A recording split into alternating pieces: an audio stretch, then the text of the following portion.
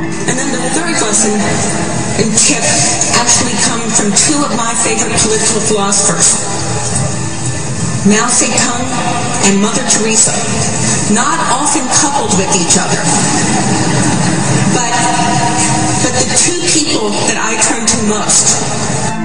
Generally speaking, we get the joke. We know that the free market is nonsense. We know that the whole point is to game the system, to beat the market, or at least find someone who'll pay you a lot of money because they're convinced that there is a free lunch. We know this is largely about power, that it's an adults-only, no-limit game. We kind of agree with Mao that political power comes largely from the barrel of a gun. Workers of the world unite.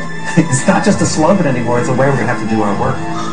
I think the debate for the new generations, instead of capitalism or socialism, is we're going to have both, and then which proportion of each should we have in order to make this all work? It's a much more sensible debate.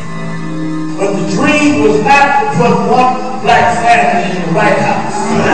The dream was to make everything equal in everybody's house. If what you mean by economic equality is floors for everybody and ceilings for everybody, well, floors, absolutely. Ceilings, probably. You have the consumption tax. Certainly a consumption ceiling. Great.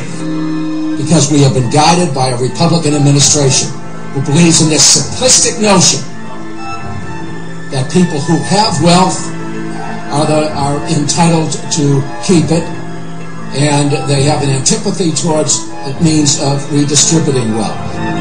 You state up front that your starting point is, quote, no-nonsense Marxism, unquote. But you dispel all the negative images we have been programmed to conjure up with just the mention of that word socialism or Marxism. The wealthy are getting way too wealthy, and the middle-income class is left behind.